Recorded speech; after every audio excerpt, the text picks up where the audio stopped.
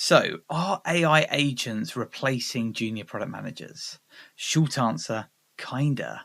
Long answer, not in the way that TikTok wants you to believe. I don't think that product management is dying. I don't even think that junior PMs are dying.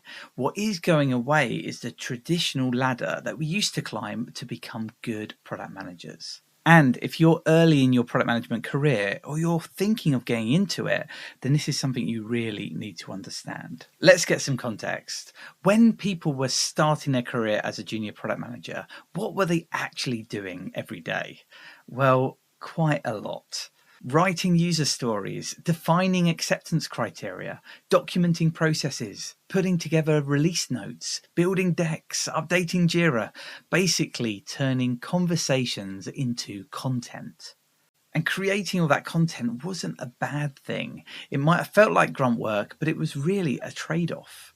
The senior product manager got their time back to spend time with customers, with stakeholders, with using their judgment, while the junior PM used that time to learn by doing. By creating that content, they could understand why they needed to do it in the first place and make mistakes in a safe way.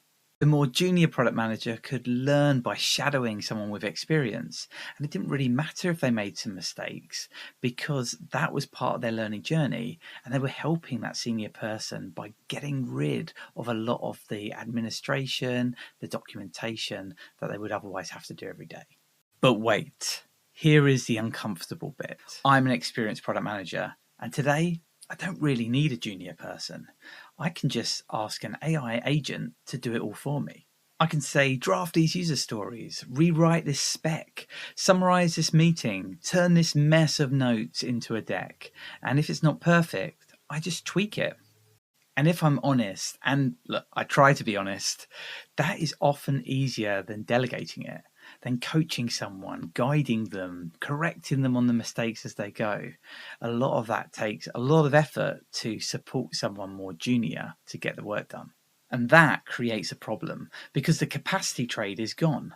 I get all of the outcomes that I need, but a junior product manager doesn't get the learning. And this creates a big risk. And the risk isn't that we just lose a bunch of junior product managers. It's what happens in 5 to 10 years' time, where we don't have the experienced senior product managers in place anymore. We haven't grown those iteratively by learning on the job. Because as we use more AI, we're quietly removing a lot of the experience that junior product managers could be getting. We optimize for speed, but actually we lose the whole apprenticeship. And I want to be really clear about this. I love using AI. I use it every day, but there is a line.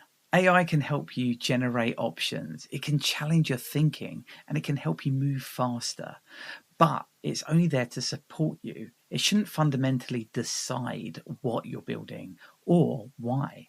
As a product manager, you're weighing up what's desirable, what's viable, what's feasible, and you're balancing ethics, trade-offs, stakeholders, and consequences. And at the end of the day, you're accountable. If the system goes wrong, if users are harmed, if there is a failure altogether, you can't just point and say, the AI told me to do it. That conversation is not going to go well. So let's talk some practical advice. If you are early on in your career as a product manager, you should stop creating your reputation around things like being the Jira expert, producing perfect user stories, or being the documentation machine. You should understand why these things exist. The principles matter, but don't anchor all of your value in being great at admin, because over time, AI is just going to get better and better at doing these kinds of things. Tools change, but careers last much longer. What does keep you relevant, though, is being great at the fundamentals. Delivery thinking, project and risk awareness, agile principles, not just ceremonies, human-centered design, design thinking, being comfortable with ambiguity, strategic and creative thinking, and honestly, communication, synthesis, and judgment.